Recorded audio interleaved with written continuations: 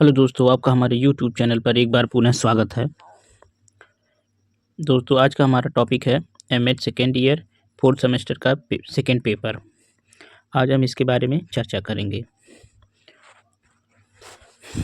यहाँ देखिए, MEd second year fourth semester paper और जो पिछले साल पेपर हुआ यानी 2023-24 का ये पेपर है, पेपर सेकेंड है, जिसका नाम है एजुकेशनल मेजरमेंट एंड इवेल्युएशन। सीधे हम चलते हैं क्वेश्चन नंबर 1 पे। क्वेश्चन नंबर 1 हमारा दिया है,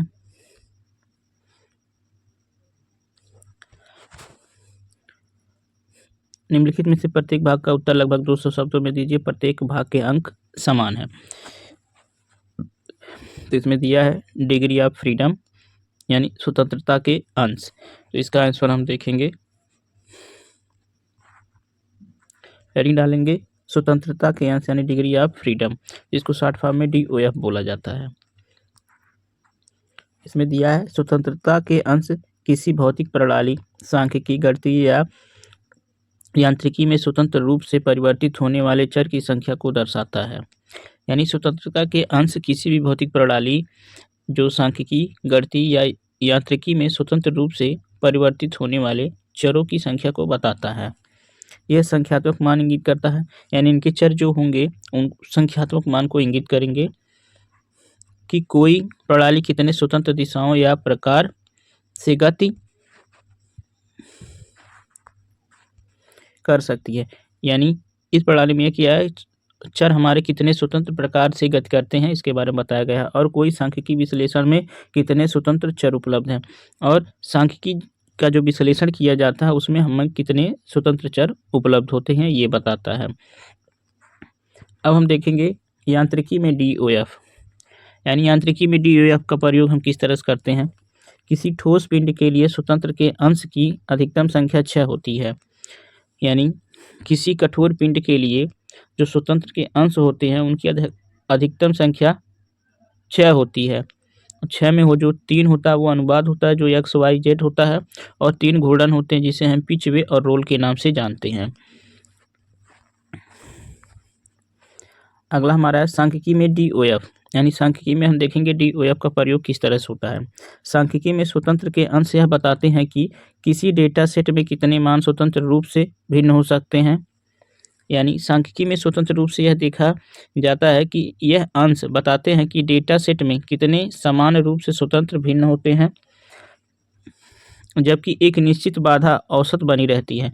यानी और एक इसमें बाधा भी आती है जो औसत में सांख्यिकी में DOF का अनुमान नहीं लगाया जा सकता है। सामान्यतः स्वतंत्रता के अंश का सूत्र होता है DOF बराबर N-K। इसको जरूर आप लोग याद रखेंगे। स्वतंत्रता के अंश का उपयोग भौतिकी, इंजीनियरिंग, मशीन लर्निंग और अर्थशास्त्र में किया जाता है। स्वतंत्रता के अंश का उपयोग भौतिक, इंजीनियरिंग, मशीन लर्निंग और अर्थशास्त्र में किया जाता है। ये था हमारा पूरा क्वेश्चन नंबर 1, जो कि बहुत इंपॉर्टेंट है।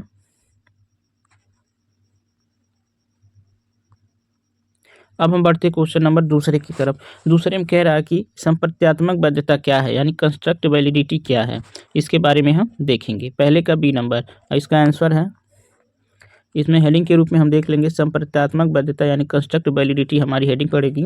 संप्रत्यात्मक वैधता यह दर्शाता है कि कोई परीक्षण उपकरण या माप प्रणाली वास्तव में उस संकल्पना को माप रही है। यानी संप्रत्यात्मक वैधता यह दर्शाता है कि जो भी हम परीक्षण कर रहे हैं या जिस उपकरण या प्रणाली का वास्तव में हम प्रयोग कर रहे हैं उसकी संकल्पना जो हम करते हैं वो उन मापों द्वारा सही निकलता है कि नहीं, इसके बारे में बात करता है। यानी संप्रत्यात्मक वैधता पूरी एक कंस्ट्रक्ट यानी कि संकल्पना होती है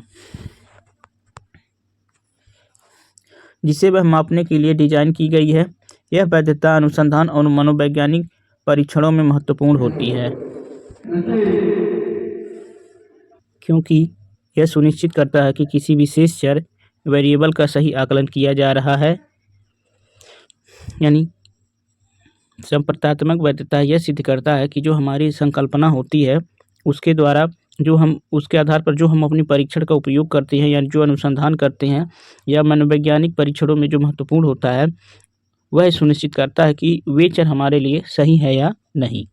संप्रत्यात्मक वैधता के प्रकार, इसमें हम देखेंगे पहला संवैधानिक वैधता, कन्वर्जेंट वैलिडिटी।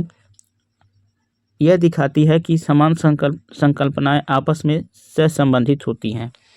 यानी संवैधानिक वैधता यह दिखाता है कि जो समान संकल्पनाएं आपस में होती हैं वो एक दूसरे से संबंधित होती हैं। और दूसरा प्रकार है प्रभेद वैधता, डिस्क्रिमिनेंट वैलिडिटी। यह सिद्ध करता है कि असंबंधित संकल्पनाएं वास्तव में अलग अलग होती हैं। यानी प्रभेद वैधता यह बताता है जो संकल्पनाएं असंबंधित होती हैं वे प्रायः अलग अलग होती हैं। अब इसके महत्व के बारे में हम देख लेते हैं। महत्व में संप्रत्यात्मक वैधता सुनिश्चित करता है कि निष्कर्ष सटीक और विश्वसनीय है। इसका उपयोग विशेष रूप से मनोविज्ञान, समाजशास्त्र और शिक्षा में किया जाता है। इसे सत्यापित करने के लिए सांख्यिकीय तकनीकों जैसे कारक विश्लेषण, फैक्टर एनालिसिस का प्रयोग किया जाता है। संप्रत्यात्मक वैधता यह सुनिश्चित करता है कि जो हमारे शोध हैं वो सटीक रहें और विश्वसनीय हो।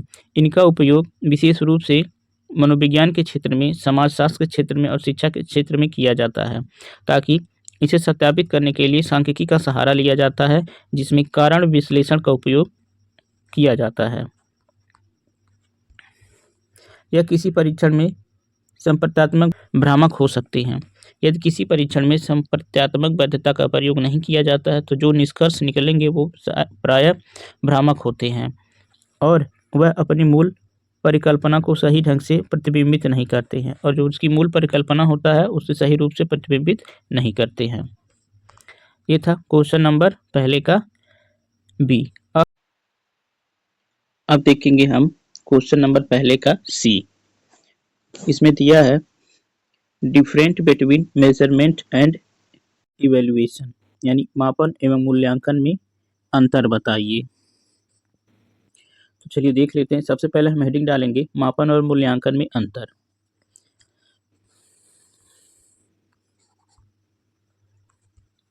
इसमें देखेंगे मापन यानी कि मेजरमेंट और मूल्यांकन इवैल्यूएशन दोनों किसमें प्रयोग की जाती हैं? शिक्षा में, मनोविज्ञान और अनुसंधान में महत्वपूर्ण है। यानी जो हमारे मापन और मूल्यांकन है ये दोनों शिक्षा, अनुसंधान में बहुत ही महत्वपूर्ण है, लेकिन इनका उद्देश्य और प्रक्रिया दोनों अलग अलग है। यानी ये दोनों आपस में संबंधित नहीं है, ये दोनों अलग अलग हैं। तो चलिए हम देख लेते हैं कि ये दोनों अलग अलग कैसे हैं। पहला हेडिंग डालेंगे मापन यानी कि मेजरमेंट। मापन एक मात्रात्मक प्रक्रिया है। मापन क्या होता है? एक मात्रात्मक प्रक्रिया होता है जिसे हम मात्रा में व्यक्त कर सकते हैं, जिसमें किसी विशेष गुण, कौशल या प्रदर्शन को संख्याओं या इकाइयों में व्यक्त किया जाता है। हम क्या करते हैं? एक विशेष यानी मापन को हम विशेष गुण, कौशल या प्रदर्शनों की संख्या में या उसके इकाइयों में व्यक्त कर सकते हैं। यह वस्तुनिष्ठ होता है यानी कि ऑब्जेक्टिव टाइप होता है। केवल संख्यात्मक डेटा प्रदान करता है। मापन जो होता है यानी कि मेजरमेंट जो होता है वो संख्यात्मक डाटा प्रदान करता है। जैसे कि किसी छात्र का परिणाम में 100 में से 80 अंक प्राप्त करना, यह नहीं बताता है कि यह अच्छा है या खराब। यानी हमारा जो मेजरमेंट होता है यानी कि मापन होता है वह यह नहीं बताता है कि जो छात्र 100 में से 80 अंक पाया है वह छात्र अच्छा है या खराब है। अगर हम उदाहरण लें तो उदाहरण में हम देख सकते हैं किसी व्यक्ति की ऊंचाई को सेंटीमीटर में मापना। यदि हम किसी व्यक्ति की ऊंचाई को सेंटीमीटर में नापते हैं तो ये एक संख्यात्मक डाटा हो गया, जिसे हम क्या करते हैं? मेजरमेंट कहते हैं।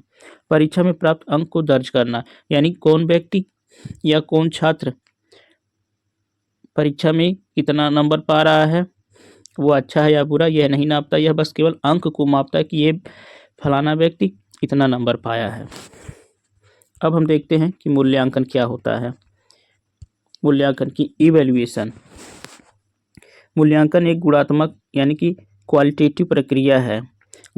मूल्यांकन क्या है? एक गुणात्मक प्रक्रिया होता है जिसमें हम विशेष गुणों की बात करते हैं, जिसमें किसी प्रदर्शन का मतलब है कोई छात्र किस तरह का प्रदर्शन कर रहा है, वह किस तरह का व्यवहार कर रहा है। परिणाम क्या है? की व्याख्या और विश्लेषण किया जाता है।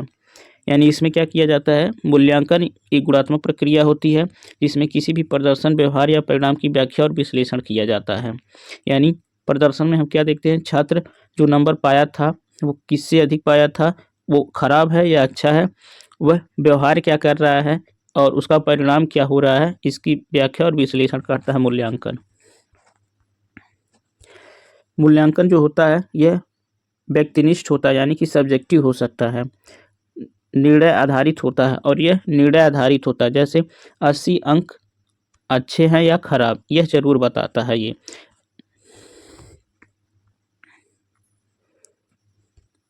यह मापन के आंकड़ों को व्यवस्थित करता है और उनके आधार पर निर्णय लेता है।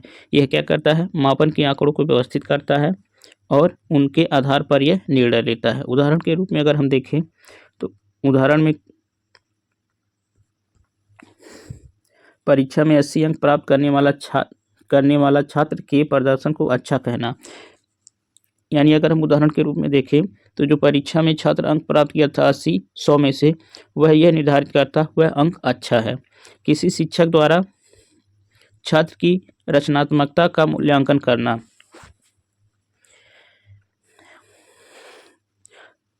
इसमें यह भी देखा जाता है कि एक शिक्षक जो है छात्र को किस तरह से रचनात्मकता का मूल्यांकन करता है, यानी वह उसको देखकर किस प्रकार का आकलन करता है, इसके बारे में भी बताता है। अब हम देख लेते हैं कि जो मापन और मूल्यांकन में मुख्य अंतर क्या होता है, इसके बारे में। पहलू का मतलब आधार। यहाँ मापन दिया है मूल्यांकन। तो प्रकृत आधार जब बनता है तो प्रकृति में क्या होता है? जो मापन होता है वो मात्रात्मक होता है, यानी उसकी संख्या, उसका मापन का जो मापन होता है उसको हम संख्या में व्यक्त कर सकते हैं।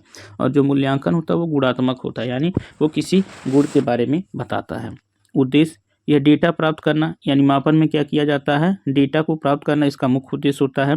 और मूल्यांकन में क्या होता है? उद्देश्य उस डेटा का व्याख्या और निर्णय लेना होता है। निष्पक्षता में हम देख सकते हैं कि मापन में वस्तुनिष्ठ होता है और मूल्यांकन व्यक्तिनिष्ठ भी हो सकता है। और इसके बारे में हम मुख्य अंतर क्या होता है इसके बारे में देखते हैं। मुख्य अंतर, संक्षेप में मापन डेटा प्रदान करता है, यानी मापन क्या करता है? डेटा को व्यवस्थित करता है और प्रदान करता है, जबकि मूल्यांकन उस डेटा का विश्लेषण करके निष्कर्ष लेने में सहायता करता है। यानी मापन जो होता है वो एक विशेष प्रकार का डाटा कलेक्ट करता है, जबकि मूल्यांकन क्या होता है? उस डाटा को विश्लेषण करके उसका निर्णय लेने में सहायता करता है। ये था हमारा क्वेश्चन नंबर पहले का सी। अब हम देखेंगे क्वेश्चन पहले का डी। इसमें दिया है लेवल ऑफ मेजरमेंट, यानी मापन के स्तर। इसमें हम मापन के स्तर के बारे में बात करेंगे, मापन क्या होता है और उसके स्तर क्या है। तो चलिए हम देखते हैं। सबसे पहले हम डाल लेंगे हेडिंग मापन के स्तर, यानी लेवल ऑफ मेजरमेंट। मापन के स्तर आंकड़ों में चर वेरिएबल को मापने और उनका विश्लेषण करने के लिए चर श्रेणियों में विभाजित किए जाते हैं। यानी मापन के जो स्तर होते हैं आंकड़ों में चर यानी कि वेरिएबल को मापने और उनका विश्लेषण करने के लिए 4 श्रेणियों में विभाजित किए जाते हैं। यानी मापन के स्तर को हम चरों के आधार पर तथा उनके विश्लेषण के आधार पर 4 भागों में बांट सकते हैं। इन्हें स्टैलिन स्मिथ स्टीवन ने परिभाषित किया था। यानी मापन के स्तर को स्टैलिन स्मिथ स्टीवंस ने परिभाषित किया था।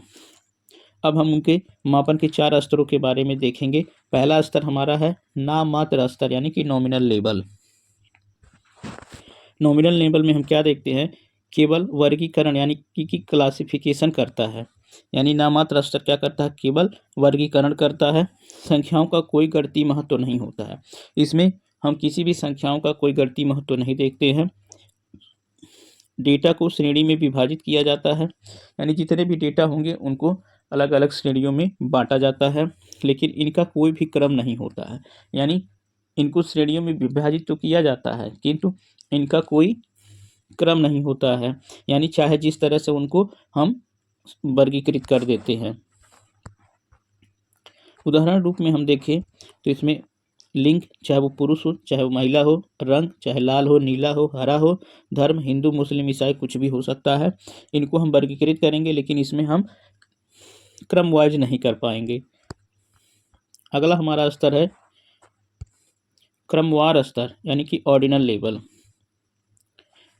इसमें डेटा को किसी निश्चित क्रम में रखा जाता है, यानी डेटा को पहले क्या किया जाता है, पहले में वर्गीकरण किया जाता था लेकिन क्रम में नहीं रखा जाता है। लेकिन क्रमवार स्तर में क्या किया जाएगा, डेटा को क्रम में रखा जाएगा, पहले वर्गीकृत किया जाएगा फिर उसको क्रम वाइज लगाया जाएगा, लेकिन उनके बीच का अंतर स्पष्ट नहीं होता है। लेकिन जो भी डेटा क्रम में लगाए जाते हैं उनके बीच में कोई अंतर स्पष्ट नहीं हो पाता है। उदाहरण में देखें तो हम कह सकते हैं कि उदाहरण परीक्षा में रैंक, जो परीक्षा में रैंक होता है वो या तो कोई बच्चा प्रथम आता है या द्वितीय आता है या तृतीय आता है, ये तो क्रम रहता ही रहता है, लेकिन इनके बीच में हम कोई अंतर नहीं कर पाते हैं। अंतर का मतलब है कि कौन बच्चा सबसे बेहतर है। पसंद स्तर या कम, मध्य या उच्च, यानी हम पसंद स्तर को भी डिवाइड नहीं कर सकते कि कौन कम पसंद है, कौन मध्य है, कौन उच्च है। यदि वो कोई भी चीज़ पसंद आ जाती हो तो पूरी तरह से आती है, इसलिए उनके बीच में कोई अंतर नहीं कर पाते हैं। अगला स्तर हमारा है अंतर स्तर, यानी कि इंटरवल लेवल। इसमें डेटा का क्रम तो होता है और उनके बीच का अंतर भी ज्ञात होता है, लेकिन शून्य का वास्तविक अर्थ नहीं होता है। यानी इसमें क्या होता है, डेटा का वर्गीकरण करने के बाद पहले में और दूसरे में हम क्रम को निर्धारित करते हैं और तीसरे में क्या करते हैं, उनके बीच का अंतर भी ज्ञात करते हैं, लेकिन जो शून्य का वैल्यू होता है उसका वास्तविक अर्थ नहीं होता है। इसमें यानी हम शून्य का कोई अर्थ नहीं लगा पाते हैं अंतराल स्तर में। उदाहरण रूप में देखें तो तापमान को हम सेल्सियस और फ़ारेनहाइट में नापते हैं, आईक्यू को स्कोर में नापते हैं, कैलेंडर को हम वर्ष यानी कैलेंडर वर्ष 2000-2020, इनमें कोई जीरो का वैल्यू नहीं है। अगला स्तर हमारा है चौथा नंबर अनुपात स्तर, यानी रेशियो लेवल। इसमें शून्य का वास्तविक अर्थ होता है, यानी तीसरे में क्या हो रहा था, शून्य का वास्तविक अर्थ नहीं हो रहा था। अनुपात स्तर में हम क्या करते हैं, इसमें शून्य का वास्तविक अर्थ होता है और सभी गणितीय गणनाएं संभव होती हैं, यानी इसमें सभी प्रकार की जो गणनाएं की जाती हैं गणित से संबंधित वे सभी शामिल होती हैं। उदाहरण रूप में देखें तो वजन को हम किलोग्राम में नापते हैं, लंबाई को मीटर में नापते हैं, धनराशि रुपए में नापते हैं, यानी ये सब क्या है, रेशियो में हम कर सकते हैं। संक्षेप में देखें तो क्या होता है, अनुपात स्तर सबसे उन्नत और सटीक होता है, यानी जो चौथा नंबर का होता है अनुपात स्तर वो सबसे उन्नत और सबसे सटीक होता है, जबकि नामात्र स्तर सबसे सरल होता है। याद रखेंगे, नामात्र स्तर सबसे सरल होता है, इजी होता है। ये था हमारा क्वेश्चन नंबर ए का डी नंबर। अब हम आएंगे क्वेश्चन ए का ई नंबर, यानी कि अनिवार्य क्वेश्चन का लास्ट नंबर।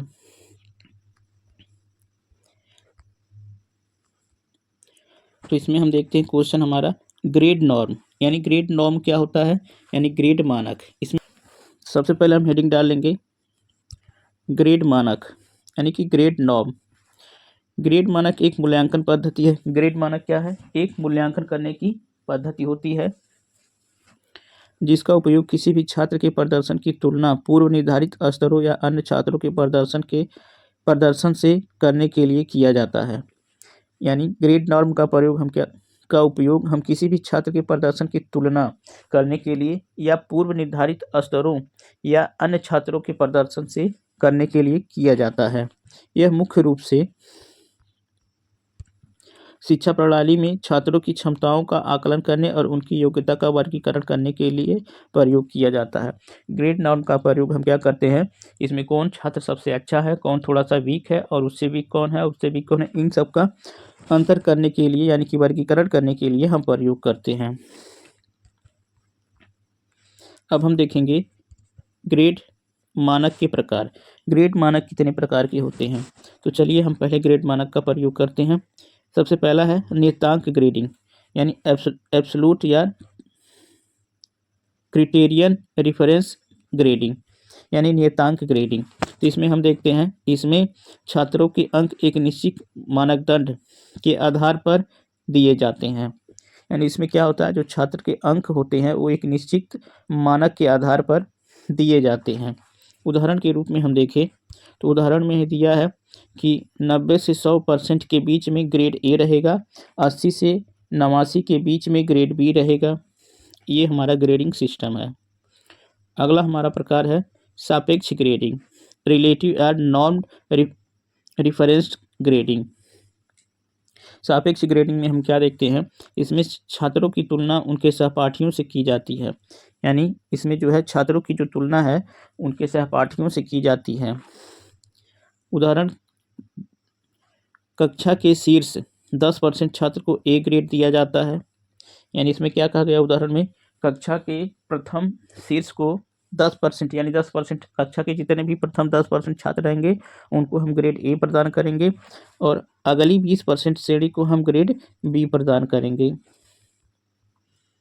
महत्व देखते हैं, महत्व क्या होता है इसका, छात्रों के प्रदर्शन को समझने में सहायक होता है।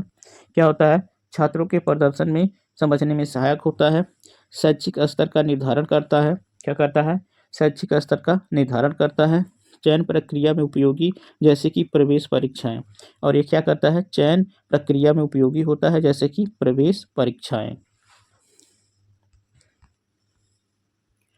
इसका निष्कर्ष देख लेते हैं हम।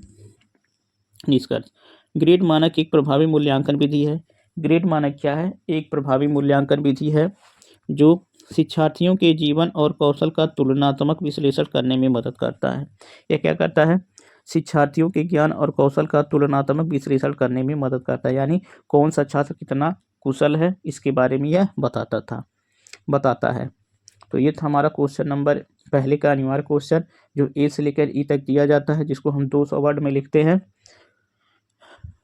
अगर वीडियो आपको पसंद आया हो तो हमारे यूट्यूब चैनल RS एजुकेशन को जरूर सब्सक्राइब करें और वीडियो को लाइक तो करना ही करना है और शेयर भी करना है।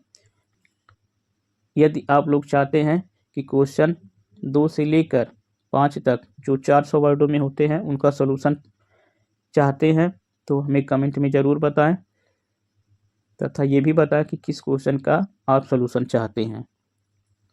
मिलते हैं अगले वीडियो में, तब तक